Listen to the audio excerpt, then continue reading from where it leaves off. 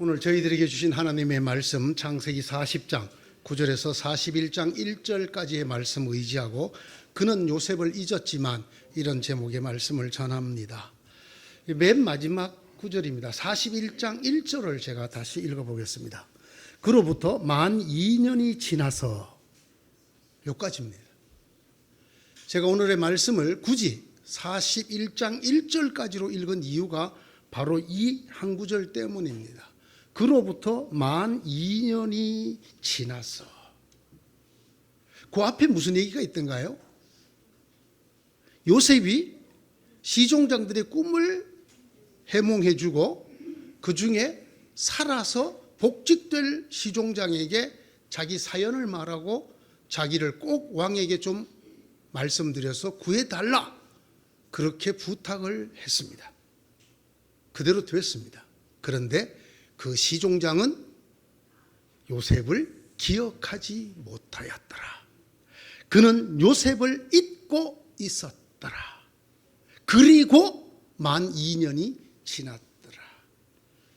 그 만 2년, 그건 그냥 만 2년이 아니라 왕의 죄수를 가두는, 사형수들을 가둬놓는 곳에서 언제 죽을지 모르는 사형수로 갇혀서 오늘의 왕의 전갈이 올래나 내일에 올래나 가슴 조이면서 기다린 2년입니다. 나가서 꼭 왕에게 이 얘기를 해달라, 신신당부를 하고 자기가 꿈 해몽한 그대로 그 사람이 복직이 되었음에도 불구하고 2년 동안 아무 소식이 없었습니다. 왜? 그 시종장이 요셉을 잊어버렸기 때문에. 저는 그로부터 만 2년이 지나서를 읽으면서 생각을 해봅니다. 어떻게 견뎠을까? 이 모질고 잔인한 세간 만 2년을 요셉이 어떻게 견뎌냈을까? 차라리 빛이나 보여주지 마시면 어두움을 견딜만 합니다. 차라리 소망을 갖게나 안 하셨으면 좋았을 것을. 여러분, 이 세상에서 가장 어두운, 깊은 어둠이 뭔지 아십니까? 그것은 빛을 본 다음에 빛이 꺼지고 다가오는 어둠입니다. 어둠 속에 있을 때보다 더 큰 어둠이 빛을 본 다음에 만나는 어둠입니다. 이 세상에서 가장 큰 절망은 희망의 빛을 보았다가 그 빛이 꺼진 다음에 몰려오는 절망입니다. 차라리 이 시종장을 만나지 않았더라면 요셉은 이 시종장이 살아나가 왕 앞에 복직될 것을 알았습니다. 그래서 거기에 희망을 걸었습니다. 나가시거든, 잘 되시거든, 내 말대로 되거든, 임금에게 말하여 내가 무죄하다는 걸 알려주십시오. 그래서 저를 이 구덩이 감옥에서 좀 건져 주십시오. 그가 그곳에 모든 것을 걸었던 그날 이후 2년이 시간이 지났습니다. 우리가 요셉의 사연을 다 압니다. 요셉이 노예가 된 나이가 17살이었습니다. 한참 꿈만을 17살 소년이 형들에 의해서 노예로 팔려가게 되었습니다. 그 전에 그는 부족장의 아들이었습니다. 부족장이 가장 사랑하는 아들이었습니다. 게다가 그는 하나님을 믿는 신앙의 가정에서 자란 아들이었습니다. 그러나 그 형들의 질투가 그를 죽이려다가 애굽 노예 상인들에게 팔아서 노예가 되었습니다. 사람이 아닌 사랑받던 족장의 아들이 노예가 되었습니다. 여러분, 이건 우리가 상상이 잘 안 되는, 그야말로 사람이 한순간에 짐승 같은 수준으로 떨어지는 그런 삶을 살게 되었습니다. 요셉은 그러나 무너지지 않았습니다. 그는 그가 믿는 하나님 안에서 신앙으로 그 상황을 이겨내고 있었습니다. 비록 노예였지만, 상상도 해보지 못한 노예의 삶이었지만 그는 장장 11년 동안이나 그곳에서 충성스러운 노예로 살았습니다. 집주인이 그를 이쁘게 여겨서 그 집안의 모든 일을 맡기는 총무가 되게 해 주었습니다. 그렇게 부족장의 아들이 노예가 된 17살의 노예가 되어서 28이 될 때까지 그가 노예로 살았습니다. 그러던 어느 날 그는 그보다 더 험한 일을 만나게 됩니다. 그건 그야말로 그의 목숨을 바로 끊을 수 있는 그런 사건이었습니다. 그것은 다름 아니라 누명이었습니다. 주인집 부인을 겁탈하려고 했다라고 하는 누명을 쓰게 된 것입니다. 물론 누명입니다. 그러나 그는 그것을 벗을 길이 없었습니다. 요셉을 사랑한 만큼 그에게서 배신을 깊이 느낀 주인이 그를 왕의 죄수들을 가두는 곳, 즉 사형받을 사람들을 가두는 곳에 집어넣고 말았습니다. 부족장의 아들이, 사랑받던 부족장의 아들이 꿈 많은 17살에 형들에 의해서 노예가 되었다가 그 노예를 11년 동안 하고 이제는 누명을 써서 주인의 아내를 겁탈하려고 했다는 중죄를 받아 사형수들이 들어가는 감옥에 떨어지게 되었습니다. 인생의 막장도 이런 막장이 없습니다. 어째 이런 일이 일어난단 말입니까? 그런 그에게 기적의 빛이 비쳤습니다. 새로 들어온 간수 2명 때문입니다. 바로 즉 이집트 왕을 섬기던 시종장 둘이 잘못을 저질러 감방에 들어오게 되었습니다. 왕을 바로 옆에서 모시는 시종장들이었습니다. 그들이 묘한 꿈을 꾸었는데 그들은 그 꿈을 해석할 힘이 없었습니다. 그래서 같이 있는 요셉에게 꿈을 해석해달라고 부탁했습니다. 그 꿈을 들어보니 한 사람은 복직이 되겠고 한 사람은 사형을 당할 그런 꿈이었습니다. 해몽을 다 마치고 요셉은 복직이 될 꿈을 꾼 그 사람에게 애걸합니다. 당신이 잘 되시는 날에 나를 꼭 기억해 주십시오. 저를 기억하셔서 왕에게 저의 무고함을 말씀해 주시고 저를 이 구덩이 감옥에서 건져 주십시오. 저는 히브리 사람인데 강제로 팔려오게 되었습니다. 저는 어떤 죄도 저지르지 않았습니다. 이곳에서도 제가 이 감옥에 들어올 만한 일을 하지 않았습니다. 그러니 당신이 잘 되는 날에 나를 꼭 기억해 주시기 바랍니다. 그에게 비로소 한 줄기 기적 같은 희망의 빛이 비치기 시작했습니다. 생각해 보면 요셉의 목숨을 구할 수 있는 길은 이 길밖에 없습니다. 누명을 썼습니다. 그러나 자기 주인에 의해서 사형을 앞두고 있는 죄수가 되었습니다. 이 누명을 밝혀야 되지만 그것을 밝힐 길이 없습니다. 그는 노예였고 지금은 감옥에 갇혀 있습니다. 왕을 만나러 나갈 길이 없습니다. 왕이 자기 얘기를 듣고 그의 무죄를 인정해주고 그래서 풀어주어야만 하겠지만은 그는 왕을 만나기에는 너무나 먼 곳에 와 있습니다. 사형수들을 넣어두는 감옥에 갇혀 있는 히브리 종입니다. 생각해 보십시오. 이곳에서 복직될 그 시종장을 만난 것이 어떤 의미였겠습니까? 하나님이 나를 버리지 아니하셨구나.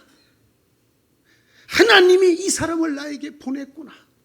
옳거니 나는 바로 앞에 나갈 수 없지만 이 사람은 복직이 되어 나갈 터이니 이 사람이 내 얘기를 해주면 내가 살아날 수 있겠구나. 오죽하면 요셉이 그렇게 그 시종장에게 당부를 했겠습니까? 그는 틀림없이 이 꿈을 해석해 준 다음부터 기도했을 것이라 생각합니다. 하나님 감사합니다. 이 사람이야말로 하나님이 보내준 사람이라는 것을 저는 확실히 믿습니다. 이 사람이야말로 하나님이 제게 베푸시는 구원의 손길이라는 것을 조금도 의심하지 않습니다. 이 사람을 통하여 저를 건져 주십시오. 빈둥빈둥 기도했을까요? 간절히 기도했을까요? 아주 간절히 기도했을 것입니다. 얼마나 애타게 기도했겠습니까? 얼마나 갈급했겠습니까? 또 하나 상상해 볼 수 있는 것은 이때야말로 요셉의 일생 중에 가장 믿음과 소망이 뜨겁게 불타올랐을 것입니다. 노예를 할 때도 하나님 계심 믿고 열심히 살았지만, 그러나 그때는 죽음이 앞에 놓여 있지 않았습니다. 이제 그는 언제 죽을지 모르는 죽음을 앞에 놓고 매일매일 살아가는 사람입니다. 이런 그에게 하나님이 복직될 시종장을 보내주었습니다. 그리고 그가 자신의 해석을 듣게 하였습니다. 나가시면 저를 꼭 기억하여 주십시오. 그러나 술잔을 올리는 시종장은 요셉을 기억하지 못했다. 그는 요셉을 잊었더라. 성경은 이렇게 기록하고 있습니다. 그가 그렇게 간절히 기도하고 뜨거운 믿음과 사랑에 휩싸여 있었기를 2년 아무 일도 일어나지 않았습니다. 그 시종장을 봤을 때만 해도, 그 꿈을 해석해 줄 때만 해도 하나님의 손길이다, 이것은 분명히 믿고 하나님께 감사하고 기도했을 터이지만, 그러나 2년 동안 아무 일도 일어나지 않았습니다. 오늘 죽을런지 내일 죽을런지 모르는 그곳에 그는 2년이나 더 있었습니다. 제가 생각하는 것이 이것입니다. 그 2년을 요셉이 어떻게 견뎠을까? 차라리 그 시종장을 만나지 않았더라면, 그의 꿈을 해석해 주지 않았더라면 이런 희망 갖지 않았을 터인데, 그 희망 속에서 그 희망이 절망 너머로 가는 걸 2년이나 그가 그곳에서 지켜보아야 했습니다. 감옥을 지키는 군인들이 다가오는 발자국 소리가 들릴 때마다 오늘 나를 끌어내서 죽일래라, 이 공포와 절망 속에 그가 2년을 살았습니다. 온 천지가 어둡대는 차라리 괜찮습니다. 어둠에 적응해서 나름대로 살 수 있을 것입니다. 그러나 한 번이라도 밝은 빛을 보고 나면 이 어둠이 너무 괴롭습니다. 아무리 잊으려고 해도 잊혀지지 않는 그 빛 때문입니다. 저를 생각해 봅니다. 우리를 생각해 봅니다. 우리에게 임하셨던 성령은 이 빛보다 더 환한 빛이었습니다. 하나님께서 우리에게 주셨던 은혜는 저 바다보다도 더 풍성한 은혜였습니다. 하나님하고 부르면, 아버지하고 부르면 응답하는 소리를 들으면서 자랐습니다. 그렇게 하나님 안에서 우리는 하나님과 하나로 살아왔습니다. 우리는 날마다 은혜로웠고 황홀했습니다. 그런데 어느 날부터 기도가 되지 않습니다. 기도가 전혀 응답이 되지 않습니다.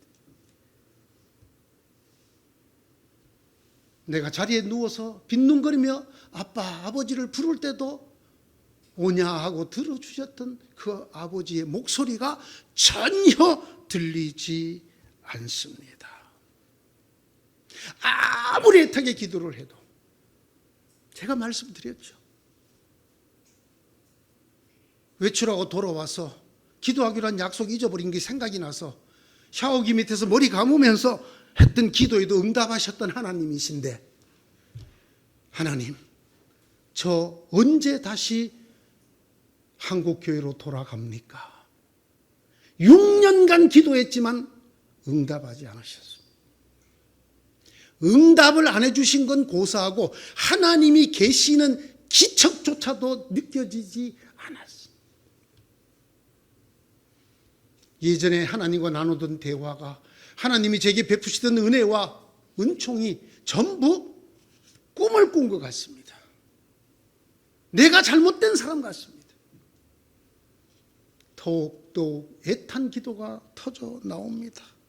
우리와 함께 계셨던 아버지였기 때문에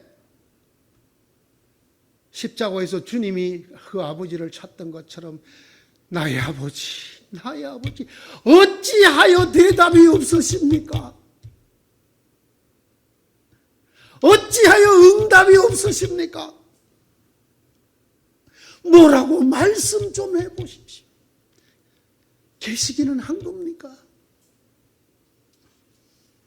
성경 말씀대로 혀가 입천장에 붙고 뼈가 다 녹을 지경까지 아무런 응답이 없습니다. 응답은 그냥 하나님이 계시는 기미조차 정말 전혀 느낄 수가 없습니다. 여러분, 이때의 고통을 아십니까? 차라리 은혜를 받지 않았더라면, 한 번이라도 하나님 은혜를 경험하지 않았더라면, 한 번이라도 하나님께서 응답해 주시는 그 기도의 응답을 받은 적이 없었더라면 그러려니 했을 것입니다. 그렇게 하나님과 가까이 교제하지 않았더라면, 하나님의 음성을 따라 내 길을 하나님이 이끄시는 대로 간 그런 경험이라도 없었더라면 차라리 견딜만 했어요. 뭡니까? 불러서, 아무도 예수 안 믿는 집에서 불러서 신학교 보내놓고 신학교에서 공부 잘하게 하셔가지고 전도사 때마다 은혜를 끼치게 해주고 선교사까지 만들어 놓고는 응답이 없습니다. 기도가 안 돼요.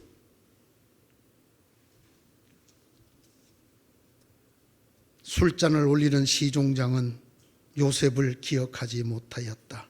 그는 요셉을 잊고 있었다.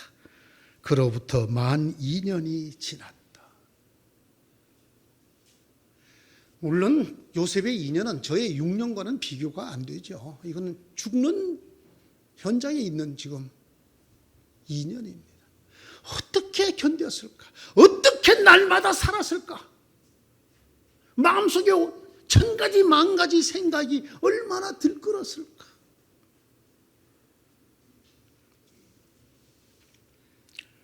하지만 우리는 그로부터 만 2년이 지나서 이 말이 끝이 아니라는 걸 압니다. 이 다음이 있습니다. 성경은 이렇게 기록합니다. 그 만 2년이 지나서 요셉을 그 시종장은 잊었지만은 하나님이 그것이 다시 생각나게 하는 사건을 일으켜서 시종장이 퍼뜩 요셉을 왕에게 말하여 왕의 꿈을 해석하고 왕이 그를 그 옥에서 빼내어 애굽의 총리 대신을 시켰더라 로 끝나는 것을 잘 압니다. 이 다음을 생각하면 오늘의 말씀과 말씀 사이에 비어있는 말씀이 들립니다. 그것을 우리가 흔히 행간이라고 말하죠. Between the lines. 성경에 적혀있는 말씀과 말씀 사이에 괄호 열고 믿음이 있는 자에게만 보이는 말씀이 들어있는 것이 보입니다. 제가 한번 그 행간을 읽어보겠습니다. 술잔을 올리는 시종장은 요셉을 기억하지 못하였다. 그는 요셉을 잊고 있었다. 제 눈엔 그 다음이 이렇게 보입니다. 그러나 하나님은 요셉을 기억하고 잊지 아니하셨더라. 그리하여 만 2년이 지나서 다시 괄호 속의 문장입니다. 하나님은 요셉을 그 옥에서 구하여 애굽의 총리 대신으로 높이셨더라. 그렇습니까? 안 그렇습니까? 제가 읽은 이 행간이 맞습니까? 안 맞습니까? 맞습니다. 이렇게 되었습니다. 비로소 우리는 우리의 하나님을 다시 보게 됩니다. 우리 하나님 아버지는 절대로 우리를 잊어버리시는 분이 아니십니다. 어느 한순간도 우리에게서 눈을 떼는 아버지가 아니란 말입니다. 그 시종장은 요셉을 잊었더라도 하나님은 잊지 않으셨어요. 다만 하나님께서는 하나님의 시간, 하나님의 때를 만들고 계셨을 뿐입니다.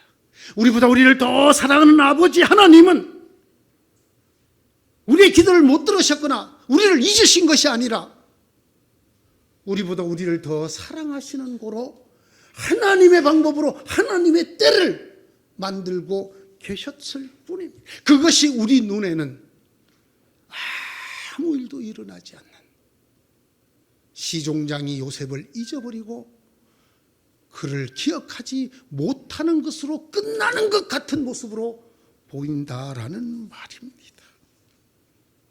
성경을 찾아보았습니다. 이런 하나님 얘기가 어디 또 나오는가? 이사야에 나옵니다. 이사야 49장 15절 16절이 이렇게 선포합니다.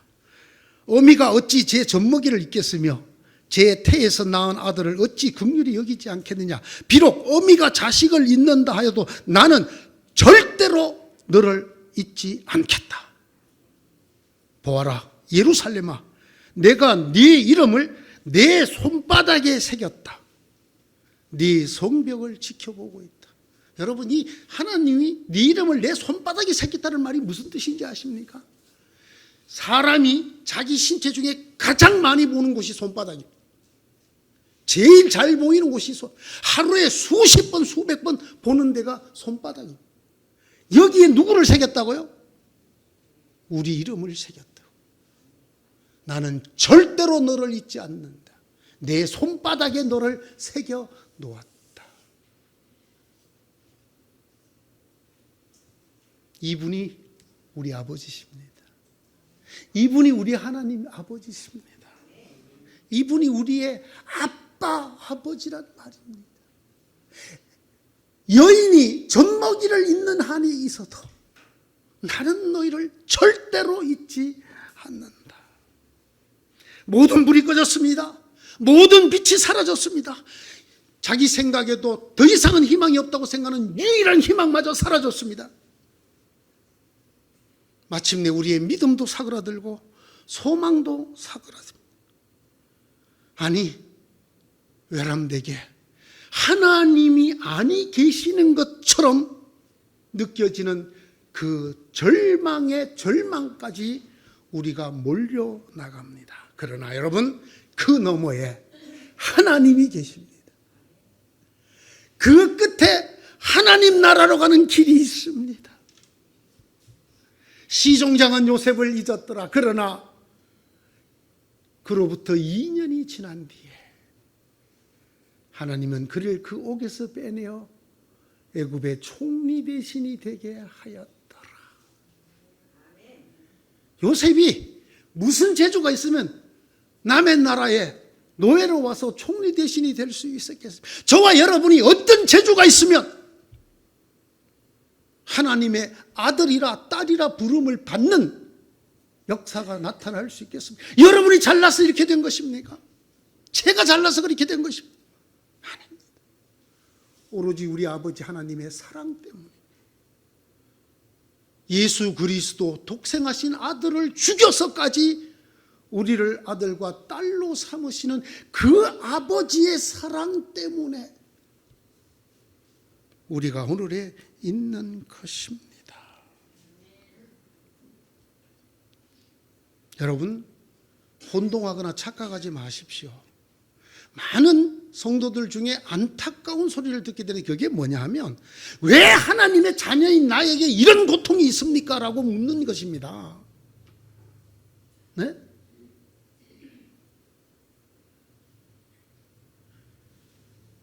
요셉을 보십시오. 하나님이 이렇게 사랑하는 아들에게도 어두움이 있었습니까? 없습니까? 고난이 있었나요? 없었나요? 절망이 있었나요? 없었나요? 노예로 몇 년 살았다고요? 노예로 11년을 살았습니다. 감옥에 몇 년 있었다고요? 오늘 죽을지 내일 죽을지 속태움에 2년을 있었습니다. 17살 나이에 30이 될 때까지 그에게 무슨 좋은 일이 있었습니까? 네? 그가 무슨 잘못을 했기 때문에 이런 일이 벌어졌어요. 기억하셔야 됩니다. 하나님의 자녀에게도 어둠이 있습니다. 고통스러운 절망도 주어집니다. 그러나 하나님의 자녀는 이것이 다릅니다. 모든 불이 꺼지고 모든 빛이 사라지고 절망의 어둠 속에서 보았던 그 마지막 빛까지 사라져도 하나님이여 어찌하여 나를 잊으셨나이까라고 말하지 않습니다. 그 속에도 하나님 계심을 알고 믿기 때문입니다. 그런 완전한 낙심에 떨어지지 않습니다. 낙심. 장로님, 낙심이 무슨 뜻이에요? 낙심. 낙심이 무슨 뜻이에요? 여러분, 낙심한다 그러죠, 우리가. 낙심이 무슨 뜻이에요? 심장이 툭 떨어진다는 거예요. 마음이 툭 떨어진다는 거예요. 마음이 믿음과 소망으로 달아오르는 것이 아니고 툭 떨어져 버려요. 내가 걸었던 모든 희망 탁 놓아버려요. 내가 했던 모든 기도 놓아버려요. 그리고 마음이 그냥 툭 떨어져 버려요. 이걸 낙심이라고 해요. 우리는 하나님 안에서 낙심하지 않습니다. 나 때문이 아닙니다. 내 주변의 환경 때문이 아닙니다. 되어가는 일의 모양 때문이 아닙니다. 딱 한 가지입니다. 나를 나보다 더 사랑하시는 아버지 하나님을 믿기 때문에. 누구든지 하나님께 나아가는 자는 그가 계신 것과 그가 자기를 찾는 자들에게 상 주시는 이심을 믿어야 할지니라. 이걸 믿는 사람이 그리스도인입니다. 이걸 믿는 사람이 하나님의 자녀예요. 이것 때문에 내 주변의 모든 빛이 꺼지고 누구나가 절망이라고 말하고 이제는 더 이상은 없다, 끝이라고 말할 때에도 우리는 낙심하지 않습니다. 때로는 우리가 가졌던 유일한 희망인 그 사람이 또는 그것이 사라질 때도 있습니다. 하나님이 계시다면 이럴 수가 있느냐? 그럴 수 얼마든지 있습니다. 나의 마지막 불빛인 그 사람이나 그것이 나를 잊어버린다 하더라도, 그래서 우리가 가졌던 희망이, 믿음이 더 큰 절망으로 바뀐다 하더라도 우리 하나님이 계시는 한, 내 아빠, 아버지가 계시는 한 우리는 낙심하지 않습니다. 하나님은 우리를 절대로 잊지 않으시기 때문에 하나님은 우리 이름을 그의 손바닥에 적어놓고 보고 또 보고 보고 또 보고 기억하시기 때문입니다. 우리에게도 어둠이 있을 것입니다. 때로는 절망이 닥쳐오기도 할 것입니다. 절망보다 더 큰 아픔과 고통이 있을 수도 있습니다. 그러나 기억하십시오. 하나님 우리를 잊으신 것이 아닙니다. 하나님께서 하나님의 시간에 하나님이 우리를 위한 길을 만들고 계실 뿐입니다. 오늘의 본문의 말씀을 행간까지 합쳐서 다시 한번 읽어보겠습니다. 술잔을 올리는 시종장은 요셉을 기억하지 못하였다. 그는 요셉을 잊고 있었다. 그러나 하나님은 요셉을 기억하고 잊지 않으셨더라. 그리하여 만 2년이 지나서 하나님은 요셉을 그 옥에서 구하여 애굽의 총리 대신으로 높였더라. 저는 이 하나님을 아빠라고 부릅니다. 여러분도 그 하나님을 아빠라고 부르시나요? 그러면 저하고 믿음이 같으시네요. 그러면 저하고 같은 믿음으로 사실 거죠? 이 하나님 믿고 낙심하지 않을 거죠?